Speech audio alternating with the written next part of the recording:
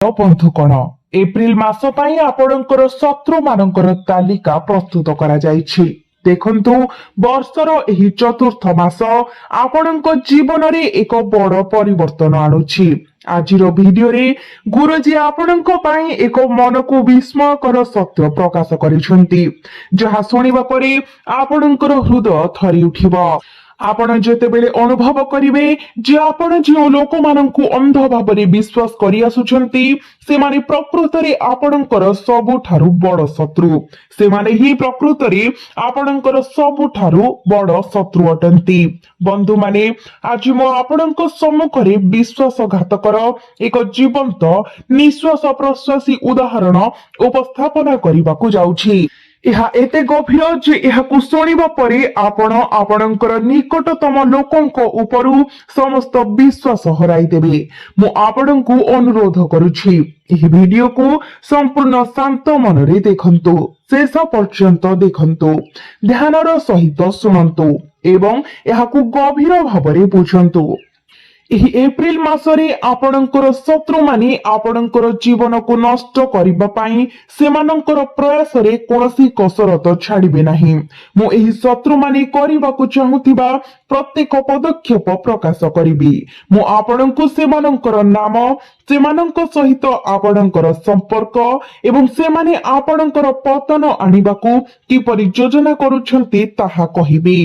ଏହି ସମସ୍ତ ବିବରଣୀ ଆଜିର ଭିଡିଓରେ କଭର କରାଯିବ, କାରଣ ଗୁରୁଜୀ ଯେଉଁ ଅନ୍ତର୍ଦୃଷ୍ଟି ବାଣ୍ଟିବାକୁ ଯାଉଛନ୍ତି ତାହା ସମଗ୍ର ମାସ ପାଇଁ ଆପଣଙ୍କ ପାଇଁ ଅତ୍ୟନ୍ତ ଲାଭଦାୟକ ସାବ୍ୟସ୍ତ ହେବ। ବନ୍ଧୁଗଣ, ମନେ ପକାନ୍ତୁ କିପରି ମାସର ଆରମ୍ଭରେ ଆପଣ ଏତେ ସ୍ୱପ୍ନ ଦେଖିଥିଲେ, ନିଜକୁ କହୁଥିଲେ ମୁଁ ଏହା କରିବି, ମୁଁ ତାହା କରିବି। ତଥାପି ଏପ୍ରିଲ ମାସ ଏବେ ଆସିଗଲା ଏବଂ ଆପଣଙ୍କ ହୃଦୟରେ ସେହି ଅସମ୍ପୂର୍ଣ୍ଣତାର ଭାବନା, ସେହି ଶୂନ୍ୟତା ରହିଗଲା। ଆପଣଙ୍କ ପାଖରେ ଏକାକୀ ଅନୁଭବ ଅଛି ଯେ ଆପଣ ଯାହା କରିବାକୁ ନିଷ୍ପତ୍ତି ନେଇଥିଲେ ତାହା ପୂରଣ କରିବାରେ ବିଫଳ ହୋଇଛନ୍ତି। 2026ର 3 ମାସ ପୂର୍ବରୁ ବିତିଗଲାଣି ଏବଂ ଚତୁର୍ଥ ମାସ ଏବେ ଆରମ୍ଭ ହୋଇଗଲାଣି। ତଥାପି ଆଜି ପର୍ଯ୍ୟନ୍ତ ଆପଣ ପ୍ରକୃତରେ ଯାହା ଚାହୁଁଥିଲେ ତାହା ଆପଣଙ୍କ ଜୀବନରେ ପାଇନାହାନ୍ତି। ଆପଣ ଏହି ବର୍ଷରେ ଏତେ ସ୍ୱପ୍ନ ବୁଣିଥିଲେ। ଆପଣ ଆପଣଙ୍କର ଯୋଜନା ଗୁଡ଼ିକୁ ସତର୍କତାର ସହିତ ପ୍ରସ୍ତୁତ କରିଥିଲେ। ଆପଣ ସେହି ଯୋଜନା ଗୁଡ଼ିକୁ କାର୍ଯ୍ୟକାରୀ କରିବା ପାଇଁ ବହୁତ ଚେଷ୍ଟା କରିଥିଲେ, କିନ୍ତୁ ଶେଷରେ ଆପଣ କଣ ପାଇଲେ? ବିଫଳତା ବ୍ୟତୀତ ଆଉ କିଛି ନୁହେଁ। ମୁଁ ତୁମକୁ ଏହା କହିବାକୁ ଚାହେଁ, ଯଦି ତୁମେ ଏହାକୁ ଭଲ ଭାବରେ ଚିନ୍ତା କର ତେବେ ତୁମେ ଜାଣିପାରିବ ଯେ ତୁମର ନିକଟବର୍ତ୍ତୀ ଅଞ୍ଚଳରେ ରହୁଥିବା 4 ଜଣ ନିର୍ଦ୍ଦିଷ୍ଟ ବ୍ୟକ୍ତି ତୁମ ରାସ୍ତାରେ କଣ୍ଟା ପରି କାର୍ଯ୍ୟ କରୁଛନ୍ତି। ଯେତେବେଳେ ତୁମେ କିଛି ସକାରାତ୍ମକ କରିବାକୁ ଚେଷ୍ଟା କଲ ସେମାନେ ସର୍ବଦା ବାଧା ସୃଷ୍ଟି କରୁଥିଲେ ଏବଂ ପ୍ରତିବନ୍ଧକ ଲଗାଇଥିଲେ। ଯେତେବେଳେ ତୁମେ କିଛି ଭଲ ହାସଲ କରିବାକୁ ବାହାରିଲ ବାରମ୍ବାର ବିଫଳ ନ ହୋଇ ତୁମ ଚାରିପାଖରେ ଥିବା ଏହି ଲୋକମାନେ ତୁମର ପ୍ରୟାସ ଉପରେ ଖରାପ ନଜର ପକାଇଲେ। ସେମାନେ ତୁମର ଖୁସିକୁ ଦେଖିପାରିଲେ ନାହିଁ। ତୁମର ସଂଘର୍ଷ ଅଣଦେଖା ହୋଇଗଲା। ଜୀବନରେ ଆଗକୁ ବଢିବା ପାଇଁ ତୁମେ ନେଇଥିବା ପ୍ରତ୍ୟେକ ପଦକ୍ଷେପ ପାଇଁ ଏହି ବ୍ୟକ୍ତିମାନେ ତୁମ ରାସ୍ତାରେ କଣ୍ଟା ବିସ୍ତାର କରିବା ବ୍ୟତୀତ ଆଉ କିଛି କଲେ ନାହିଁ। ବନ୍ଧୁଗଣ, ଦେଖ ଯେ କେତେକ ତୁମ ବିରୁଦ୍ଧରେ କିପରି ଭିତ୍ତିହୀନ ଗୁଜବ ପ୍ରଚାର କରିଥିଲେ, ଯେତେବେଳେ ଅନ୍ୟମାନେ ତୁମର ଛୋଟ ଛୋଟ ତ୍ରୁଟିକୁ ଟାର୍ଗେଟ କରିଥିଲେ, ତୁମକୁ କଠୋର ସମାଲୋଚନା ଏବଂ ଉପହାସର ଶିକାର କରିଥିଲେ। ତେବେ ଏହି 5 ଜଣ ବ୍ୟକ୍ତି କିଏ? ବାବା ଦିବ୍ୟ ପ୍ରକାଶନରେ ଅର୍ଥାତ୍ ପର୍ଚ୍ଚାରେ ସେମାନଙ୍କର ନାମ ପୂର୍ବରୁ ପ୍ରକାଶିତ ହୋଇସାରିଛି। ଆଜି ଏହି ଭିଡିଓରେ ମୁଁ ସେମାନଙ୍କର ନାମ, ସମ୍ପର୍କ ଏବଂ ମୁହଁ ପ୍ରକାଶ କରିବାକୁ ଯାଉଛି। ଦେଖନ୍ତୁ ବନ୍ଧୁଗଣ, ସେମାନଙ୍କ ମଧ୍ୟରୁ ଜଣେ ଆପଣଙ୍କ ପାଖରେ ରହୁଥିବା ଜଣେ ଘନିଷ୍ଠ ବନ୍ଧୁ, ଆପଣଙ୍କ ସହିତ କାମ କରୁଥିବା ଜଣେ ସହକର୍ମୀ କିମ୍ବା ଆପଣଙ୍କ ସହିତ ସମାନ ଛାତ ତଳେ ରହୁଥିବା ଜଣେ ନିକଟ ସମ୍ପର୍କୀୟ ମଧ୍ୟ ହୋଇପାରେ। ଏହା ଆପଣଙ୍କ ଅଧୀନରେ କାମ କରୁଥିବା ଜଣେ ଅଧୀନସ୍ଥ ବ୍ୟକ୍ତି କିମ୍ବା ହୁଏତ ପାଖ ଘରେ ରହୁଥିବା ଜଣେ ପଡୋଶୀ ହୋଇପାରନ୍ତି। ଏପରି କେହି ଯାହାଙ୍କ ଉପରେ ଆପଣ ସମ୍ପୂର୍ଣ୍ଣ ବିଶ୍ୱାସ କରନ୍ତି, ରାତିର ଅନ୍ଧାରରେ ମଧ୍ୟ, ଯାହାକୁ ଆପଣ ସର୍ବଦା ଆପଣଙ୍କର ନିଜର ବୋଲି ବିବେଚନା କରି ଆସୁଛନ୍ତି। ବନ୍ଧୁଗଣ ଧ୍ୟାନ ଦିଅନ୍ତୁ। ମୁଁ ଆଜି ଆପଣଙ୍କୁ ପ୍ରକାଶ କରିବାକୁ ଯାଉଥିବା ଶତ୍ରୁ ମାନଙ୍କର ନାମ ବାଗେଶ୍ୱର ବାବାଙ୍କର ଦିବ୍ୟ ପ୍ରକାଶନରେ ସିଧାସଳଖ ଦେଖାଯାଇଛି ଏବଂ ଗୋଟିଏ କଥା ନିଶ୍ଚିତ, ଯାହା କେହି କେବେ ପରିବର୍ତ୍ତନ କରିପାରିବେ ନାହିଁ। ଆଜି ପର୍ଯ୍ୟନ୍ତ କୁହାଯାଇଥିବା ପ୍ରତ୍ୟେକ ଶବ୍ଦ ସତ୍ୟ ପ୍ରମାଣିତ ହୋଇଛି। ବନ୍ଧୁମାନେ, ଦୁନିଆରେ ସମସ୍ତେ ଏକମାତ୍ର ଉଦ୍ଦେଶ୍ୟ ସହିତ କାର୍ଯ୍ୟ କରନ୍ତି। ଲୋକମାନେ କେବଳ ସ୍ୱାର୍ଥ ପାଇଁ ପରସ୍ପରକୁ ମନେ ରଖନ୍ତି। ପ୍ରକୃତରେ ସମସ୍ତେ ନିଜ ସ୍ୱାର୍ଥ ପାଇଁ କାର୍ଯ୍ୟ କରନ୍ତି ଏବଂ ନିଜର କାମ କରିବାକୁ ଚେଷ୍ଟା କରନ୍ତି। ବନ୍ଧୁମାନେ, ସେମାନେ ଆମ ନିଜ ଘରେ ରହୁଥିବା ଲୋକ ହୁଅନ୍ତୁ କିମ୍ବା ବାହାର ଦୁନିଆର ବନ୍ଧୁ ହୁଅନ୍ତୁ, ସମସ୍ତେ ନିଜର ରାଜକୋଷ ପୂରଣ କରିବାକୁ ଚାହାନ୍ତି। କିନ୍ତୁ ଯେତେବେଳେ ଅନ୍ୟମାନଙ୍କର ମଙ୍ଗଳ କଥା ଆସେ, ସମସ୍ତେ ପଛକୁ ହଟିଯାଆନ୍ତି। ଆଜି ପର୍ଯ୍ୟନ୍ତ କେହି ତୁମର କୌଣସି ଭଲ କରିବାକୁ ଆଗକୁ ଆସିନାହାନ୍ତି। ତୁମେ ଅନ୍ୟମାନଙ୍କ ଅସୁବିଧା ସମୟରେ ସେମାନଙ୍କ ସହିତ ଠିଆ ହୋଇଥିବା ପ୍ରଥମ ବ୍ୟକ୍ତି ଥିଲ। ତଥାପି ଯେତେବେଳେ ତୁମ ଉପରକୁ ବିପଦ ଆସିଲା, କେହି ତୁମ ପାଇଁ ଠିଆ ହୋଇନଥିଲେ। ବନ୍ଧୁଗଣ, ମୁଁ ତୁମକୁ କହିବାକୁ ଚାହେଁ, ତୁମେ ଏପରି ଜଣେ ବ୍ୟକ୍ତି ଯିଏ ସବୁବେଳେ ସମସ୍ତଙ୍କୁ ସାଙ୍ଗରେ ନେଇ ଚାଲ। ତୁମେ କେବେ କାହାର କ୍ଷତି କର ନାହିଁ। ତୁମେ କେବେ କାହା ପ୍ରତି ଖରାପ ଚିନ୍ତାଧାରା ପୋଷଣ କର ନାହିଁ। ଯଦି କେହି ତୁମର ସାମାନ୍ୟତମ କ୍ଷତି କରେ, ତଥାପି ତୁମେ ସେମାନଙ୍କ ପ୍ରତି ଭଲ ଉଦ୍ଦେଶ୍ୟ ଏବଂ ସକାରାତ୍ମକ ଚିନ୍ତାଧାରା ବଜାୟ ରଖ। ତୁମର ସ୍ୱଭାବ ଏହିପରି।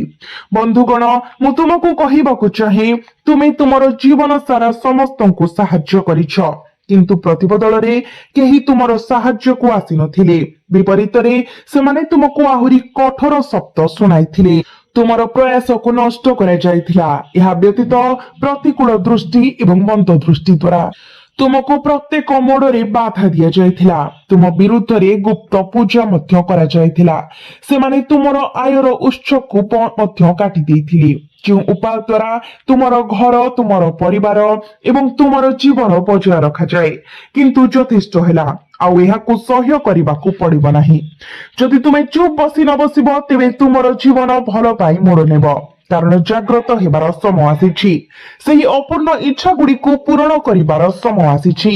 ସେହି ଇଚ୍ଛା ଗୁଡ଼ିକୁ ଯାହା ତୁମେ ଲୋକମାନେ କଣ କହିବେ ଭୟରେ ଦମନ କରିଥିଲ। ଶୁଣ ବନ୍ଧୁଗଣ, ଏହି ଶତ୍ରୁମାନଙ୍କୁ ଚିହ୍ନଟ କରି ଏବଂ ସେମାନଙ୍କୁ ତୁମର ପଥରୁ ହଟାଇ ତୁମେ ତୁମର ସମସ୍ତ ଆକାଂକ୍ଷାକୁ ପୂର୍ଣ୍ଣ ଭାବରେ ସାକାର କରିପାରିବ ଏବଂ ତୁମେ ପ୍ରକୃତରେ ବଞ୍ଚିବାକୁ ଚାହୁଁଥିବା ଜୀବନ ବଞ୍ଚିପାରିବ।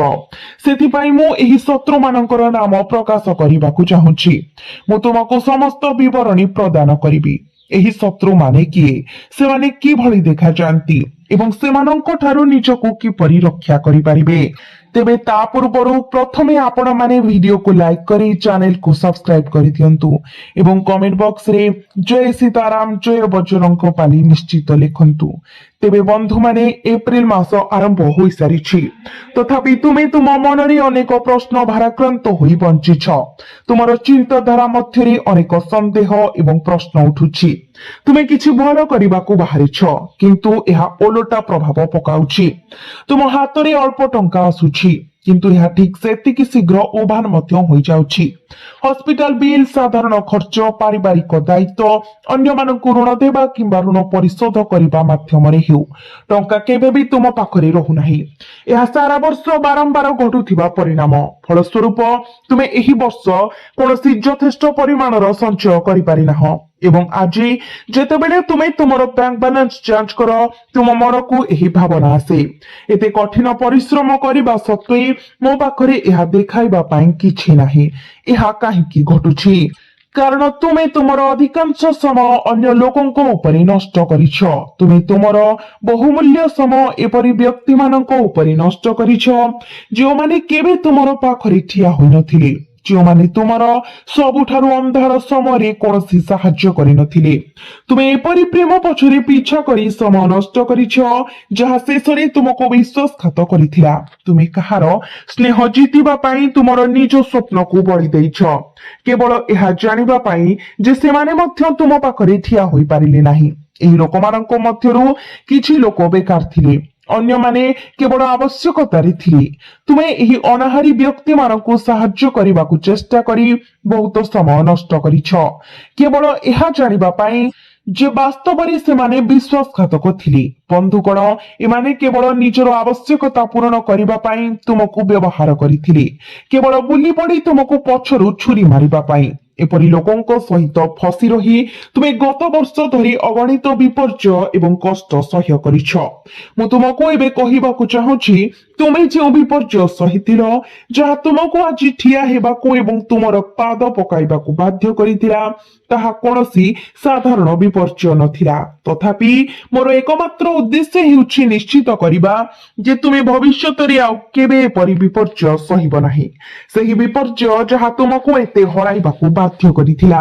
ବନ୍ଧୁଗଣ, ମୁଁ ଏହା ସ୍ପଷ୍ଟ କରିବାକୁ ଚାହୁଁଛି, ପ୍ରତ୍ୟେକ ମଣିଷ ଈଶ୍ୱରଙ୍କର ନିକଟତର ନୁହେଁ। ପ୍ରକୃତରେ ଯେତେବେଳେ ବିଶ୍ୱ ଏହି ସମାଜ ଜଣେ ବ୍ୟକ୍ତିକୁ ଶୋଷଣ କରେ କିମ୍ବା ବାରମ୍ବାର ସେମାନଙ୍କୁ ପ୍ରତାରଣା କରେ, ସେତେବେଳେ ସର୍ବଶକ୍ତିମାନ ପ୍ରଭୁ ସେହି ବ୍ୟକ୍ତିଙ୍କୁ ତାଙ୍କ ହୃଦୟର ନିକଟତର କରନ୍ତି।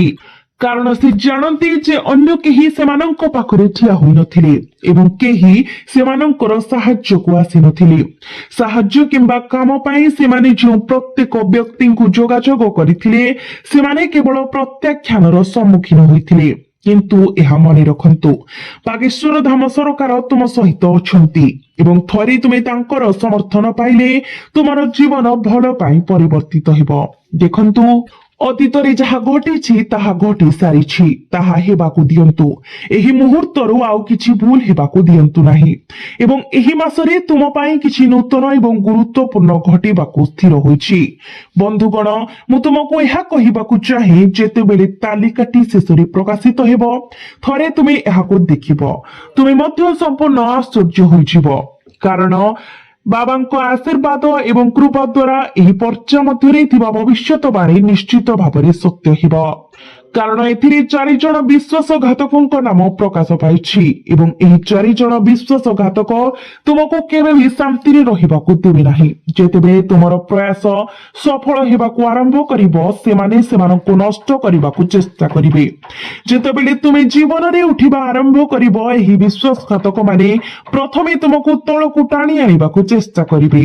ଏହା ବାରମ୍ବାର ଘଟିବ ଯେତେବେଳେ ତୁମେ ଜୀବନରେ ଆଗକୁ ବଢିବାକୁ ଚେଷ୍ଟା କରିବ କିମ୍ବା ଯେତେବେଳେ ତୁମେ କିଛି ଭଲ କରିବାକୁ ବାହାରିବ। ତେଣୁ ଜୀବନରେ ଆଗକୁ ବଢିବା ପୂର୍ବରୁ ତୁମର ବାଧା ଗୁଡ଼ିକୁ ଦୂର କରିବା ଅତ୍ୟନ୍ତ ଜରୁରୀ। ବନ୍ଧୁମାନେ, ଧ୍ୟାନ ଦେଇ ଶୁଣ, ତୁମର ଜୀବନରେ ବହୁତ ଦୂର ଯିବାର, ତୁମର ଲକ୍ଷ୍ୟ ସ୍ଥଳରେ ପହଞ୍ଚିବା ଏବଂ ତୁମର ଲକ୍ଷ୍ୟ ହାସଲ କରିବାର ସମ୍ଭାବନା ଅଛି। ତଥାପି ଗୁରୁତ୍ୱପୂର୍ଣ୍ଣ ପ୍ରସଙ୍ଗ, ଏକମାତ୍ର ସମସ୍ୟା, ଏହା ତୁମର ଶେଷ ସୁଯୋଗ। ଯଦି ତୁମେ ପୁଣି ଥରେ ସେମାନଙ୍କର କଥା ଶୁଣ, ଯଦି ତୁମେ ନିଜକୁ ପୁଣି ଥରେ ସେମାନଙ୍କ ଯୋଜନାରେ ଫସିବାକୁ ଦିଅ, ତେବେ ବହୁତ ଡେରି ହୋଇଯିବ। କାରଣ ଏହି ବ୍ୟକ୍ତିମାନେ ଏବେ ତୁମ ମଧ୍ୟରେ ଲୁଚି ରହିଛନ୍ତି, ଏବେ ବି ତୁମ ସହିତ ଜଡ଼ିତ। ସେମାନଙ୍କର ଏକମାତ୍ର ଉଦ୍ଦେଶ୍ୟ ହେଉଛି କୌଣସି ପ୍ରକାରେ ତୁମକୁ ଟାଣି ଆଣିବା, ତୁମକୁ ଦଳି ଦେବା, ଯାହାଦ୍ୱାରା ସେମାନେ ତୁମର ପତିତ ରୂପ ଉପରେ ଆଗକୁ ବଢି ପାରିବେ। ଦେଖନ୍ତୁ ବନ୍ଧୁମାନେ, ଆମେ ସବୁବେଳେ ସବୁକିଛି ବାଜିରେ ରଖିବାକୁ ସମର୍ଥ ହୋଇପାରିବୁ ନାହିଁ। ଏହି ଏପ୍ରିଲ ମାସଟି ବିଶେଷ ଭାବରେ ସ୍ୱତନ୍ତ୍ର, କାରଣ ତୁମର କୁଣ୍ଡଳୀ ମଧ୍ୟରେ 3ଟି ଭିନ୍ନ ଯୋଗ ସୃଷ୍ଟି ହେଉଛି। ତୁମେ ଏହି 3ଟି ସଂରଚନାର ପୂର୍ଣ୍ଣ ଲାଭ ପାଇବା ପାଇଁ ଭାଗ୍ୟବାନ। ତୁମେ ହୁଏତ ତୁମ ହୃଦୟ ଭିତରେ ଏକ ଅସନ୍ତୋଷର ଭାବନା ପୋଷଣ କରିଥିଲ, ଅନୁଭବ କରୁଥିଲ ଯେ ତୁମେ ଏତେ ଅଧିକ ହାସଲ କରିପାରିବ ବୋଲି, କିନ୍ତୁ ଅନ୍ୟମାନଙ୍କର ହସ୍ତକ୍ଷେପ, କୁଦୃଷ୍ଟି ଏବଂ ମନ୍ଦ ଇଚ୍ଛା ଦ୍ୱାରା ତାହା ଅଟକି ରହିଥିଲା। ଏଠାରେ ଦେଖ, ଏହି ଲୋକମାନେ ଏବେ ପ୍ରକାଶ ପାଇଛନ୍ତି ଏବଂ ମୁଁ ସେମାନଙ୍କର କାର୍ଯ୍ୟର ପ୍ରକୃତି ପ୍ରକାଶ କରିବା ପରେ ତୁମେ ସ୍ପଷ୍ଟ ଭାବରେ ବୁଝିପାରିବ ଯେ ତୁମର ପ୍ରକୃତ ସହଯୋଗୀ କିଏ ଏବଂ କିଏ କେବଳ ତୁମ ମୁହଁରେ ଆନନ୍ଦଦାୟକ ଭାବରେ କାର୍ଯ୍ୟ କରେ ଏବଂ ତୁମ ପଛପଟେ ଗୁପ୍ତ ଭାବରେ ତୁମକୁ ନିନ୍ଦା କରେ। ତେଣୁ ମୁଁ ତୁମକୁ ପରାମର୍ଶ ଦେଉଛି, ଏହି ବ୍ୟକ୍ତିମାନଙ୍କ ସହିତ ତୁମର ପାରସ୍ପରିକ କ୍ରିୟାକୁ କମ୍ କର, ସେମାନଙ୍କ ସହିତ ତୁମର ସମ୍ପର୍କ କମ୍ କର, ସେମାନଙ୍କ ଉପରେ ବିଶ୍ୱାସ ରଖିବା ବନ୍ଦ କର। ଯଦି ତୁମେ ଏହା କର, ତୁମର ପଥକୁ ବାଧା ଦେଉଥିବା କଣ୍ଟା ଗୁଡ଼ିକ ନିଜକୁ ଦୂରେଇ ଦେଇପାରେ। ପ୍ରକୃତରେ ଏହି 5 ଜଣ ବ୍ୟକ୍ତି କିଏ? ଗୁରୁଙ୍କର ଅନ୍ତର୍ଦୃଷ୍ଟି ଦ୍ୱାରା ସେମାନଙ୍କ ବିଷୟରେ ପ୍ରତ୍ୟେକ ବିବରଣୀ ପ୍ରକାଶ ପାଇଛି। ଯଦି ତୁମେ ଏହି ଭିଡିଓକୁ ଶେଷ ପର୍ଯ୍ୟନ୍ତ ଦେଖିବା ପାଇଁ ଟିକିଏ ସମୟ ଦିଅ, ତେବେ ଏହା ନିଶ୍ଚିତ ଯେ ତୁମେ ତୁମର ଜୀବନରେ କେବେ ବି ପରାଜୟର ସମ୍ମୁଖୀନ ହେବ ନାହିଁ। ବନ୍ଧୁଗଣ ଏହା ମନେ ରଖନ୍ତୁ, ଯଦି ଆପଣ କିଛି ବର୍ଷ ଧରି କୌଣସି ନିର୍ଦ୍ଦିଷ୍ଟ ସମସ୍ୟାରେ ଆକ୍ରାନ୍ତ ଅଛନ୍ତି, ତେବେ ସେହି ଜିନିଷଟି ଏବେ ଆପଣଙ୍କ କୋଳରେ ପଡିବ। ବର୍ଷ ବର୍ଷ ଧରି ଅଟକି ରହିଥିବା କାର୍ଯ୍ୟଗୁଡିକ ଶେଷରେ ସମାପ୍ତ ହେବ ଏବଂ ଯୁଗ ଯୁଗ ଧରି ବିଳମ୍ବିତ ବିବାହ ଶେଷରେ ସମାପ୍ତ ହେବ। ତଥାପି ଯଦି ଆପଣ ଏହି ବ୍ୟକ୍ତିମାନଙ୍କୁ ଆପଣଙ୍କ ପଥରୁ ହଟାଇବାରେ ବିଫଳ ହୁଅନ୍ତି, ତେବେ ଆପଣ ଏହି ସକାରାତ୍ମକ ମାଇଲ ଖୁଣ୍ଟ ଗୁଡିକ ମଧ୍ୟରୁ କୌଣସି ଅନୁଭବ କରିବା କିମ୍ବା ଆପଣଙ୍କ ଜୀବନରେ ଆଗକୁ ବଢିବା ଭୁଲି ପାରିବେ। ଯଦି ଆପଣ ଏହି କଥାକୁ ଧ୍ୟାନ ଦେଇ ଶୁଣନ୍ତି, ତେବେ ବର୍ତ୍ତମାନ ତାଲିକାର ସର୍ବୋଚ୍ଚ ସ୍ଥାନରେ ଆପଣଙ୍କ ନିଜ ପରିବାରର ଜଣଙ୍କ ନାମ ଦେଖାଯାଉଛି। ବହୁତ ଧ୍ୟାନ ଦେଇ ଶୁଣନ୍ତୁ। ଆପଣ ଦେଖନ୍ତୁ, ଏହି ଦୁନିଆରେ ଅନେକ ଲୋକ ଅଛନ୍ତି ଯେଉଁମାନଙ୍କ ବିବାହ ସଠିକ ସମୟରେ ହୁଏ ନାହିଁ କିମ୍ବା ଯେଉଁମାନେ ଆବଶ୍ୟକ ସମୟରେ ଚାକିରି ପାଆନ୍ତି ନାହିଁ। ଏକ ନିର୍ଦ୍ଦିଷ୍ଟ ବୟସ ପରେ ପ୍ରତ୍ୟେକ ବ୍ୟକ୍ତି ଆତ୍ମନିର୍ଭରଶୀଳ ହେବାକୁ ଚାହାନ୍ତି। ସେମାନେ ଆୟ କରିବାକୁ ଏବଂ ନିଜ ଘରକୁ ଆର୍ଥିକ ଯୋଗଦାନ କରିବାକୁ ଚାହାନ୍ତି। ଫଳସ୍ୱରୂପ ସେମାନେ କାମ ଖୋଜିବା ପାଇଁ ଘର ଘର ବୁଲିଥାନ୍ତି, ନିଯୁକ୍ତି ଖୋଜିବା କିମ୍ବା ବ୍ୟବସାୟ ପ୍ରତିଷ୍ଠା କରିବାକୁ ଚେଷ୍ଟା କରନ୍ତି ଏବଂ ଥରେ ସେମାନଙ୍କର ଚାକିରି କିମ୍ବା ବ୍ୟବସାୟ ପ୍ରତିଷ୍ଠା ହୋଇଯାଏ, ସେମାନେ ବିବାହ ପ୍ରସ୍ତୁତି ପାଇଁ ଧ୍ୟାନ ଦିଅନ୍ତି। ତଥାପି ଆପଣଙ୍କ ଜୀବନରେ ଜଣେ ନିକଟ ସମ୍ପର୍କୀୟ ଅଛନ୍ତି ଯିଏ ଏହି ସମଗ୍ର ବର୍ଷ ମଧ୍ୟରେ ଆପଣଙ୍କ ପାଇଁ ସମସ୍ୟାର ଏକ ପ୍ରକୃତ ଝଡ଼ ଭାବରେ ଉଭା ହୋଇଛନ୍ତି। ଏହି ଗୁରୁତର ଚେତାବନୀକୁ ଧ୍ୟାନ ଦିଅନ୍ତୁ। ଆମେ ଆପଣଙ୍କୁ ବିଶେଷ ଭାବରେ ଏହି ସତର୍କତା ଜାରି କରୁଛୁ। ତେବେ ଆପଣଙ୍କ ଜୀବନରେ ପ୍ରବେଶ କରୁଥିବା ଏହି ବିପର୍ଯ୍ୟୟର ପ୍ରକୃତି କଣ, ଏହାକୁ ଧ୍ୟାନ ଦେଇ ଶୁଣନ୍ତୁ। ପ୍ରଥମତଃ, ଏହି ବ୍ୟକ୍ତି ଆପଣଙ୍କ ବିରୁଦ୍ଧରେ ଏକ ବଡ଼ ଷଡ଼ଯନ୍ତ୍ର ରଚନା କରୁଛନ୍ତି। ଯଦି ଆପଣ ଚାକିରି କରିବାକୁ ଇଚ୍ଛା କରନ୍ତି, ତେବେ ସେ ଆପଣଙ୍କୁ ଭୁଲ ଦିଗରେ ପଥଭ୍ରଷ୍ଟ କରନ୍ତି। ଯଦି ଆପଣ ଏକ ଦୋକାନ ସ୍ଥାପନ କରିବାକୁ ଚେଷ୍ଟା କରନ୍ତି, ତେବେ ସେ ଆପଣଙ୍କର ସାମଗ୍ରୀ ବିଷୟରେ କ୍ଷତିକାରକ ଗୁଜବ ପ୍ରଚାର କରନ୍ତି। ଯଦି ଆପଣ ଏକ ବ୍ୟବସାୟ ପ୍ରତିଷ୍ଠା କରିବାକୁ ଚେଷ୍ଟା କରନ୍ତି କିମ୍ବା ଯଦି ଆପଣ କେବଳ ଆପଣଙ୍କର ବିବାହ ପାଇଁ ବ୍ୟବସ୍ଥା କରୁଛନ୍ତି, ତେବେ ସେ ଆପଣଙ୍କ ବିରୁଦ୍ଧରେ ସମ୍ଭାବ୍ୟ ଶ୍ୱଶୁର ଘର ଲୋକଙ୍କୁ କରନ୍ତି। ପ୍ରକୃତରେ ଏବେ ଧ୍ୟାନ ଦେଇ ଶୁଣନ୍ତୁ। ଦ୍ୱିତୀୟ ବ୍ୟକ୍ତି ହେଉଛି ଜଣେ ଯିଏ ଯେତେବେଳେ ଆପଣ କୌଣସି କାର୍ଯ୍ୟରେ ଆଗକୁ ବଢିବାକୁ ଚେଷ୍ଟା କରନ୍ତି, ସେ ଜାଣିଶୁଣି ହସ୍ତକ୍ଷେପ କରନ୍ତି ଏବଂ ଆପଣଙ୍କ ରାସ୍ତାରେ ପ୍ରତିବନ୍ଧକ ସୃଷ୍ଟି କରନ୍ତି। ଦେଖନ୍ତୁ, ଆପଣ ଜଣେ ସରଳ ହୃଦୟର ନିରୀହ ଆତ୍ମା। ଆପଣଙ୍କର ନିରୀହତା ପାଇଁ ଆପଣ ଯେଉଁ ପୁରସ୍କାର ପାଉଛନ୍ତି, ତାହା ହେଉଛି ଏପରି ଏକ ପରିସ୍ଥିତି ଯେଉଁଠାରେ ଆପଣଙ୍କର ନିକଟତମ ଲୋକମାନେ ଆପଣଙ୍କର କବର ଖୋଳି ଦେଉଛନ୍ତି। କିନ୍ତୁ ଗୁରୁଜୀ ଏହାକୁ ଆଉ ସହ୍ୟ କରିବେ ନାହିଁ। ମୁଁ ଆପଣଙ୍କୁ ଏହା କହିବାକୁ ଚାହେଁ, ଆପଣଙ୍କର ପ୍ରୟାସ ବିଫଳ ହେବାର କାରଣ ହେଉଛି ଯେପରି ସେମାନେ ସଫଳ ହେବାକୁ ଯାଉଛନ୍ତି, କାରଣ ଆପଣ ଜୀବନରେ ଆଗକୁ ବଢି ପାରୁନାହାନ୍ତି। ସମ୍ପୂର୍ଣ୍ଣ ଭାବରେ ଏହି 5 ଜଣ ବିଶ୍ୱାସଘାତକଙ୍କ କାମ। ଏହି ତାଲିକାରେ ପ୍ରଥମ ବ୍ୟକ୍ତି ହେଉଛନ୍ତି ଜଣେ ଯାହାଙ୍କର ନାମ ଆର୍ ଅକ୍ଷରରୁ ଆରମ୍ଭ ହୁଏ। ଏବେ ତୁମ ଜୀବନ ଚାରିପାଖରେ ଦେଖ, ଆର୍ ନାମକ ଏହି ବ୍ୟକ୍ତି କିଏ ତାହା ଚିହ୍ନ ଏବଂ ତୁରନ୍ତ ସେମାନଙ୍କ ସହିତ ସମ୍ପର୍କ ଛିନ୍ନ କର। ଏବେ ଦ୍ୱିତୀୟ ବ୍ୟକ୍ତିକୁ ଦେଖ। ସେମାନଙ୍କର ପ୍ରକୃତ ସ୍ୱଭାବ ଏତେ ଭୟଙ୍କର ଯେ ସେମାନଙ୍କର ହୃଦୟର ଗଭୀରତାରେ ସେମାନେ ତୁମର ଜୀବନ ନେବାକୁ ଇଚ୍ଛା ପୋଷଣ କରନ୍ତି। ସେ ତୁମକୁ ଅଟକାଇବାକୁ ଚାହାନ୍ତି, ସେ ତୁମକୁ ଦାରିଦ୍ର୍ୟରେ ବାନ୍ଧିବାକୁ ଚାହାନ୍ତି। ତୁମର ସମ୍ପର୍କୀୟ ମାନଙ୍କ ମଧ୍ୟରେ ମଧ୍ୟ ଜଣେ ବ୍ୟକ୍ତି ଅଛନ୍ତି ଯାହାର ନାମ ଆର୍ ଅକ୍ଷରରୁ ଆରମ୍ଭ ହୁଏ। ତୁମକୁ ତାଙ୍କଠାରୁ ଦୂରତା ରଖିବାକୁ ପଡିବ। ଏବେ ଦ୍ୱିତୀୟ ନାମ ଥିବା ବ୍ୟକ୍ତିଙ୍କୁ ଦେଖନ୍ତୁ, ଯାହାର ନାମ ସି ଅକ୍ଷରରୁ ଆରମ୍ଭ ହୁଏ। ପ୍ରକୃତରେ ଏହି ଜଗତର ସମସ୍ତ ସମ୍ପର୍କ ପୂର୍ବ ନିର୍ଦ୍ଧାରିତ। ଆମେ ସେମାନଙ୍କ ମଧ୍ୟରେ ଜନ୍ମ ହୋଇଛୁ। ଏହା ପିତାମାତା ଏବଂ ସନ୍ତାନ ମାନଙ୍କ ମଧ୍ୟରେ ବନ୍ଧନ ହେଉ, ଭାଇ ଭଉଣୀ, କକା ଖୁଡି, ମଉସା ମାଉସୀ କିମ୍ବା ଜେଜେ ବାପା ଜେଜେମା, ସମ୍ପର୍କ ନିର୍ବିଶେଷରେ ସେମାନେ ସମସ୍ତେ ଆରମ୍ଭରୁ ଆମ ପାଇଁ ପ୍ରତିଷ୍ଠିତ।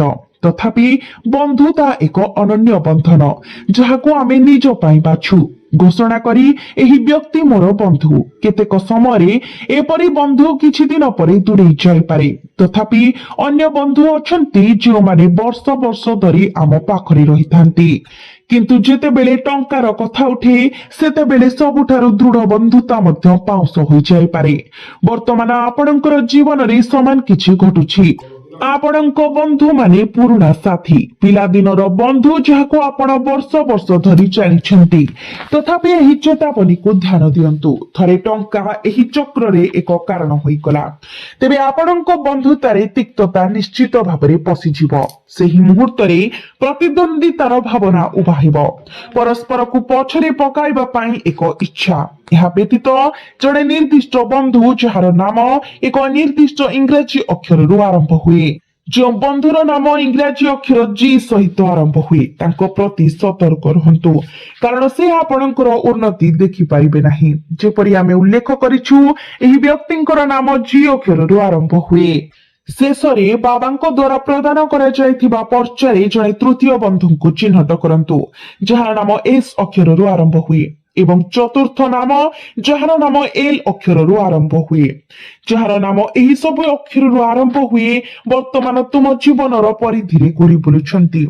ଯଦି ଏପରି ଜଣେ ବ୍ୟକ୍ତି ନିରନ୍ତର ତୁମ ନିକଟରେ ରହୁଛନ୍ତି, ତେବେ ତୁମେ ସେମାନଙ୍କ ସହିତ ମଧ୍ୟ ସମ୍ପର୍କ ଛିନ୍ନ କରିବାକୁ ପଡିବ, କାରଣ ସେମାନେ ସାରା ଦିନ ତୁମ ଘର ଉପରେ ସତର୍କ ନଜର ରଖନ୍ତି, ଭିତରେ କଣ ଘଟୁଛି ତାହା ଦେଖନ୍ତି।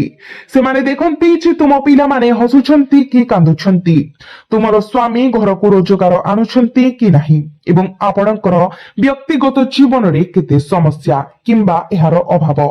ଆପଣ ଦେଖନ୍ତୁ, ଯେତେବେଳେ ଏହି ପ୍ରକୃତିର ମହିଳାମାନେ ଆପଣଙ୍କ ଘରେ ପ୍ରବେଶ କରନ୍ତି, ସେମାନେ ତୁମର ବ୍ୟକ୍ତିଗତ ବ୍ୟାପାର ଉପରେ ସମସ୍ତ ପ୍ରକାରର ଗୁଜବ ତିଆରି କରନ୍ତି ଏବଂ ସମସ୍ତଙ୍କୁ ସେଗୁଡ଼ିକୁ ପ୍ରସାରଣ କରନ୍ତି। ଆପଣଙ୍କ ନିକଟବର୍ତ୍ତୀ ପରିବେଶରେ ଏପରି ଅନେକ ଲୋକ ଅଛନ୍ତି। ବାସ୍ତବରେ ଅନ୍ୟମାନେ କଣ କୁହନ୍ତି ତାହା ଆମ ପାଇଁ କୌଣସି ଫରକ ପକାଏ ନାହିଁ। ତଥାପି ମାନସିକ ଦୃଷ୍ଟିରୁ କହିବାକୁ ଗଲେ, ଯେତେବେଳେ ଲୋକମାନେ ଆମ ବିଷୟରେ ପ୍ରଶ୍ନ ପଚାରନ୍ତି କିମ୍ବା ଗପନ୍ତି, ଏହାର ଗଭୀର ପ୍ରଭାବ ଆମ ଉପରେ ପଡେ। ଏହା ଗଭୀର ଭାବପ୍ରବଣ ଯନ୍ତ୍ରଣା ସୃଷ୍ଟି କରେ। ଏହା ଜଣେ ବ୍ୟକ୍ତିଙ୍କୁ ଅସ୍ଥିର ଏବଂ ବ୍ୟଥିତ କରିଦିଏ। ଏହି ବ୍ୟକ୍ତିଗତ ବ୍ୟାପାର ଗୁଡିକ କିପରି ବାହାରିଗଲା? ଏମାନେ ହେଉଛନ୍ତି ପଡୋଶୀ, ଯେଉଁମାନଙ୍କର ନାମ ଆପଣଙ୍କୁ ବିଶେଷ ଭାବରେ ଉଲ୍ଲେଖ କରାଯାଇଛି, ଯେଉଁମାନେ ନିରନ୍ତର ଆପଣଙ୍କ ଘର ଉପରେ ନଜର ରଖନ୍ତି। ତେଣୁ ବନ୍ଧୁଗଣ, ମୁଁ ଆଶା କରୁଛି ଯେ ଆପଣ ସମସ୍ତେ ଏହି ଭିଡିଓକୁ ଭଲ ଭାବରେ ବୁଝିଛନ୍ତି। ତେବେ ଆମେ ପରବର୍ତ୍ତୀ ଭିଡିଓରେ ପୁଣି ଥରେ ଦେଖାଇବା। ସେ ପର୍ଯ୍ୟନ୍ତ ଜୟ ଶ୍ରୀରାମ, ଜୟ